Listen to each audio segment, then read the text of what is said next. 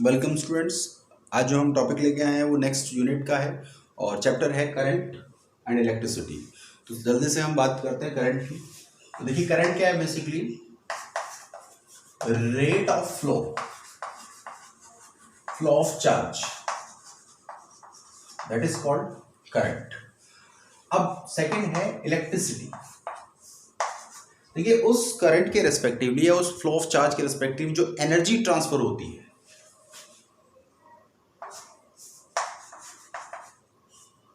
it is the transformation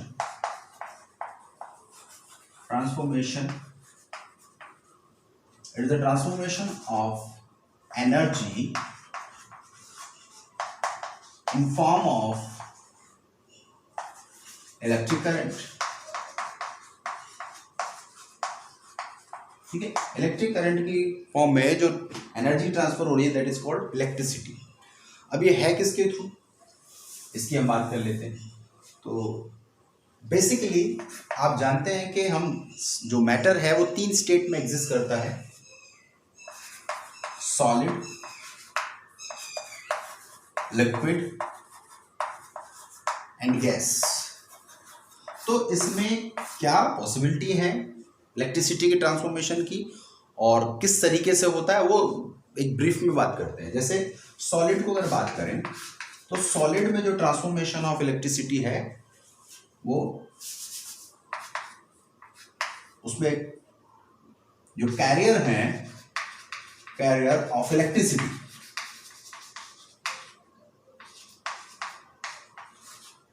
is free electron. ठीक है, उसमें जो कैरियर ऑफ इलेक्ट्रिसिटी है वो फ्री इलेक्ट्रॉन है या करंट फ्री इलेक्ट्रॉन के रेस्पेक्टिवली ट्रांसफर होता है। लिक्विड में जो कैरियर हैं, carrier of electricity is ions and free electron both. Clear. इसमें भी आप इंसुलेटर और कंडक्टर दोनों एग्जिस्ट करते हैं। तो इंसुलेटर आप जानते हैं जैसे बेसिकली डाइलेक्ट्रिक्स हैं, ठीक है, दैट्स द इंसुलेटर। और जैसे जैसे उसकी इंसुलेटर डाइलेक्ट्रिक कांस्टेंट घटता चला जाता है, कंडक्टिविटी की अवेलेबिलिटी बढ़ती चली जाती है। यानी कि चार्ज कैरियर अगर जितने ज़्यादा अवेलेबल हो जाएंगे, फ्री अवेलेबल हो जाएंगे, उस तरीके से उस लिक्विड के अंदर कंडक्टिविटी प्रोबेबिलिटी बढ़ जाती है। ठीक है। थर्ड जो है गैसेस। बेसिकली गैसेस को हम इंसुलेटर मानते हैं, लेकिन ऐसा भी नहीं है कि ये 100% इंसुलेटर है। इसमें भी अवेलेबिलिटी पॉसिबिलिटी है चार्ज के ट्रांसफॉर्म होने की या इलेक्ट्रिसिटी के ट्रांसफॉर्म होने की। जैसे फॉर एग्जांपल थंडरस्टॉर्म, तो वो आयनाइजेशन कंडीशंस है। अगर गैसेस को आप आयनाइज कर सकते हो किसी तरीके से, तो उसके अंदर अवेलेबिलिटी है किसकी, ट्रांसफॉर्मेशन ऑफ इलेक्ट्रिसिटी की। तो इसके अंदर भी जो कैरियर हैं of electricity is ions and free electron. Clear. लेकिन बेसिकली जो हमारा ये चैप्टर है जिस पे हमें ज़्यादा मेन फोकस करना है वो है हमारा सॉलिड। तो अगर हम सॉलिड की कैटेगरी देखें, types of solid on the basis of conductivity. तो अगर हम कंडक्टिविटी के बेस पर सॉलिड को कैटेगराइज करें तो उनको हम तीन कैटेगरी में कैटेगराइज करते हैं। फर्स्ट कंडक्टर, जिसके अंदर अवेलेबिलिटी ऑफ फ्री इलेक्ट्रॉन्स काफ़ी मात्रा में होते हैं और जो इजीली इलेक्ट्रिसिटी का या हीट का ट्रांसफॉर्मेशन करते हैं, that is called conductor. Second है इंसुलेटर, जिनके अंदर अवेलेबिलिटी ऑफ फ्री इलेक्ट्रॉन नील होते हैं, ना के बराबर होते हैं। ठीक है, और उनके अंदर हीट का ट्रांसफॉर्मेशन पॉसिबल नहीं है, ना के बराबर है। ठीक है, इट्स अ इंसुलेटर। थर्ड है सेमीकंडक्टर। सेमीकंडक्टर आप सभी जानते होंगे कि इनकी कंडक्टिविटी और इनकी रेजिस्टिविटी कंडक्टर और इंसुलेटर के बीच में लाई करती है और ये अलग अलग टेम्परेचर पर अलग तरीके से बिहेव करते हैं। इनकी कंडक्टिविटी टेम्परेचर डिपेंडेंट है।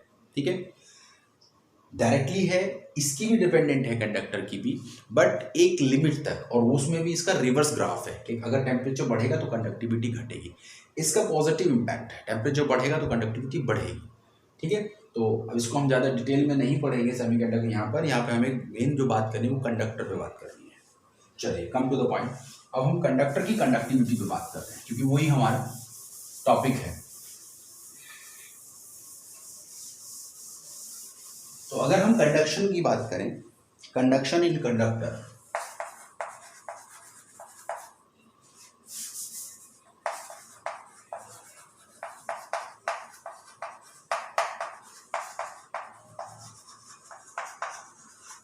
तो उसको समझने से पहले एक छोटा सा टॉपिक जो जरूरी है वो है इलेक्ट्रिक करंट।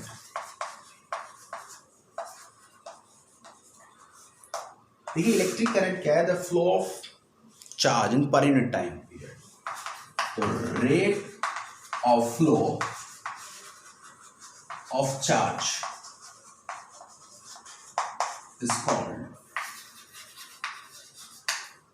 Electric current.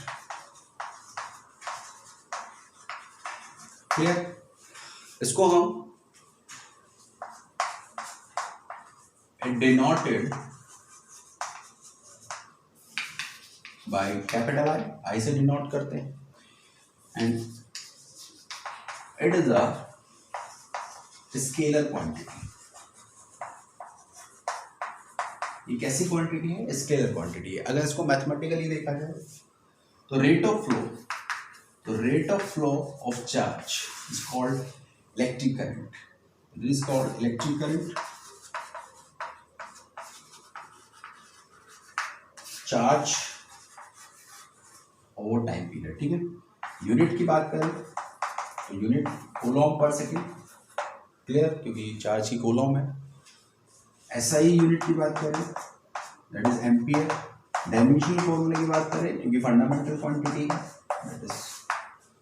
तो इस तरीके से ये बेसिक सी डेफिनेशन है इलेक्ट्रिक करंट की। क्लियर? चलिए अब बात हम कर रहे हैं conduction in conductor.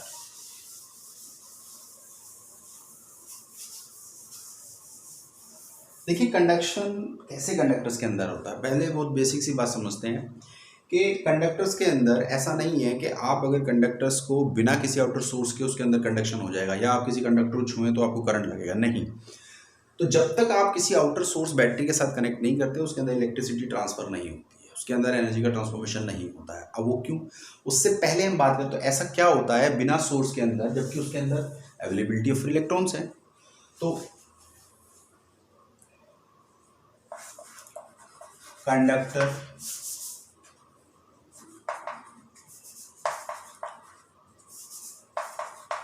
Conduction in conductor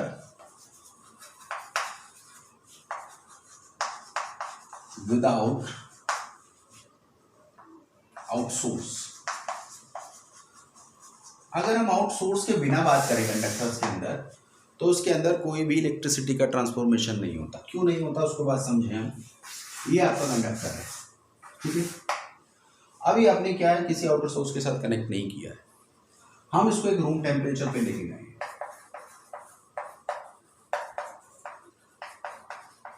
क्योंकि बेसिकली ज़्यादातर चीज़ें सभी रूम टेम्परेचर पे होती है। ऐसा नहीं कि रूम टेम्परेचर पे ले जाने की ज़रूरत थी, बट क्योंकि हम सारे मैक्सिमम कंडक्टर्स को वहीं, तो वही स्टडी हमने सबसे पहले ली। तो इलेक्ट्रॉन्स, तो जो इलेक्ट्रॉन का मोशन है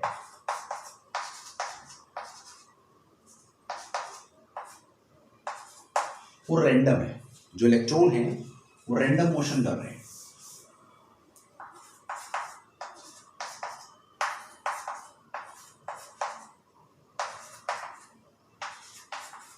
तो यानी कि कंडक्टर जो बिना किसी आउटर सोर्स के साथ कनेक्ट है तो उसमें जो इलेक्ट्रॉन का मोशन है वो कैसा है, रैंडम मोशन है। तो अगर हम इसकी बात करें due to random motion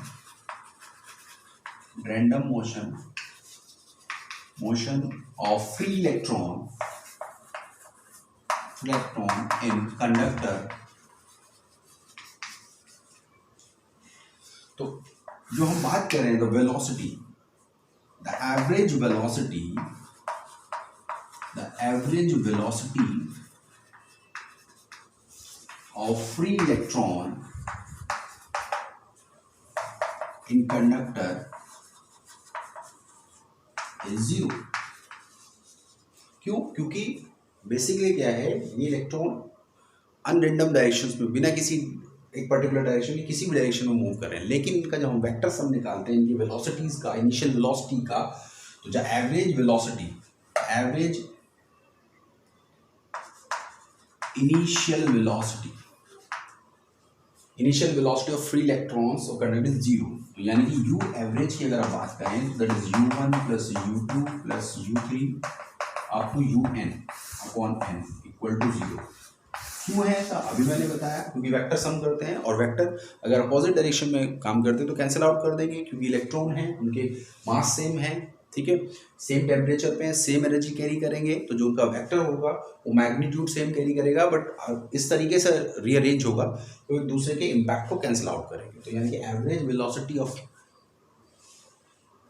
velocity of free electrons in conductor is 0। Clear? अब क्योंकि हम कंडक्शन देखना चाह रहे हैं, तो यानी कि फ्री स्टेट में अगर कोई आउटर सोर्स नहीं है तो किसी कंडक्टर के अंदर कंडक्टिविटी नहीं होती। हम क्या करेंगे, अब उसको किसी आउटर सोर्स बैटरी के साथ कनेक्ट कर देते हैं।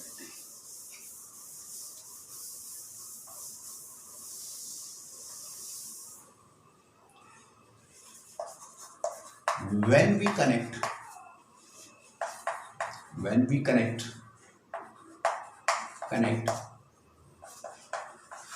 conductor with outer source battery,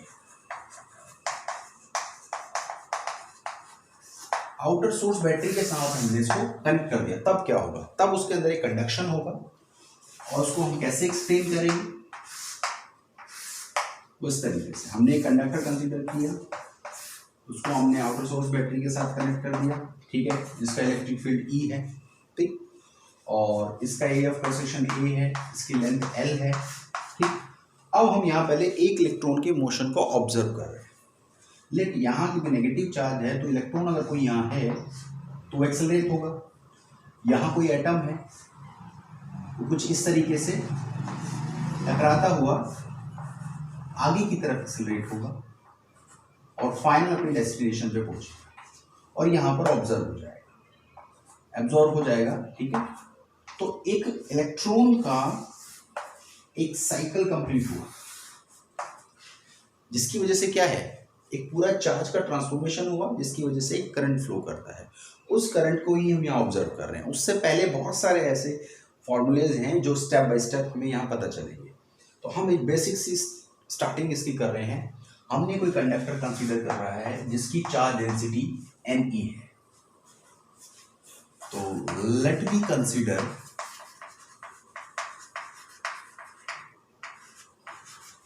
a conductor have a area of cross section L length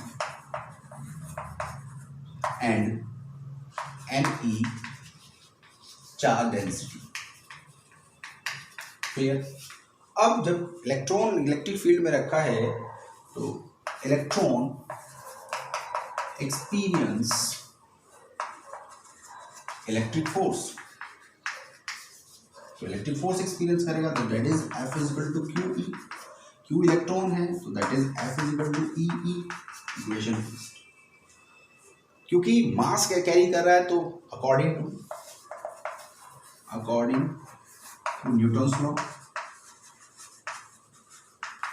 law of motion, तो न्यूटन्स लॉ ऑफ मोशन क्या कह रहा है, F is equal to ma, mass of electron और acceleration जो उसको मिला है, ठीक है। इक्वेट कर दीजिए, इक्वेटिंग फर्स्ट एंड सेकंड दोनों को इक्वेट कर दिया तो MEA इक्वल टू EE, तो एक्सेलरेशन का एक्सप्रेशन आ गया EE upon m। This is the relation between acceleration and electric field intensity या electric field of battery. Clear? चलिए, तो ये एक इंपॉर्टेंट एक्सप्रेशन यहाँ मिला है। अभी हम कंडक्शन की तरफ मूव कर रहे हैं। चलिए, अब हमने क्या किया, क्योंकि एनर्जी मिलने से इलेक्ट्रॉन को एक्सेलरेशन मिला है और एक्सेलरेशन मिलने से उसकी एक वेलोसिटी इंक्रीज हुई है। तो अगर हम बात करें each electron accelerate at same acceleration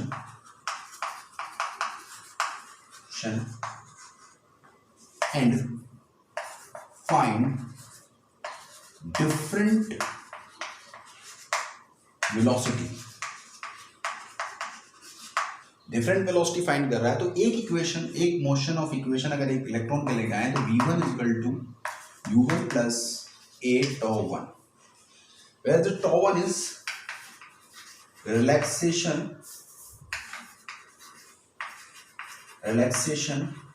time period. ठीक है, रिलैक्सेशन टाइम पीरियड को अलग से एक्सप्लेन किया, पर यहां मैं बता रहा हूं दो परफेक्ट कोलिजन्स के बीच का जो टाइम ड्यूरेशन होता है that is called relaxation time period. यही सिमिलरली अगर हम बात करें v2 के लिए, सिमिलरली vn के लिए, क्लियर। तो हम इन पूरी इक्वेशन को कंबाइन कर दें, कंबाइन इक्वेशंस। तो इक्वेशन को combine v1 plus v2 up to vn equal to u1 plus u2 up to un plus a common ले लिया आपने, τ1 plus τ2 up to τn। Clear. यहां हम इनका एवरेज ले लें, टेक एवरेज।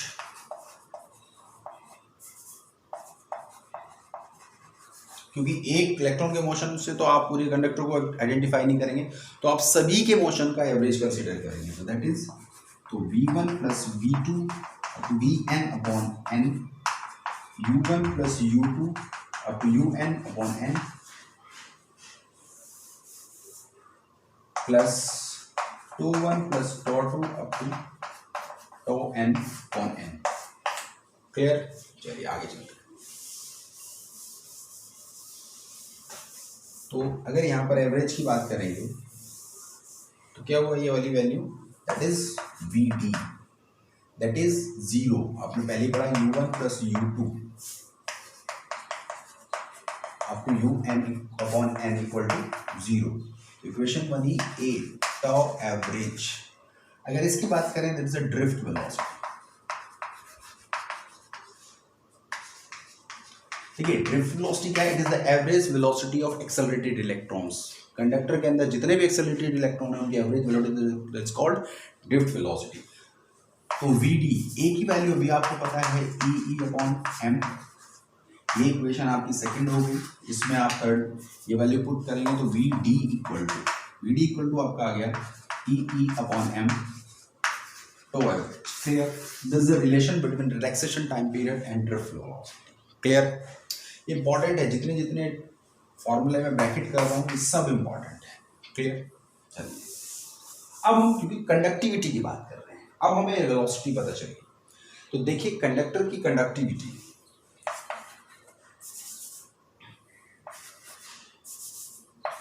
तो इलेक्ट्रिक करंट इन कंडक्टर क्या होगा, टोटल चार्ज अपॉन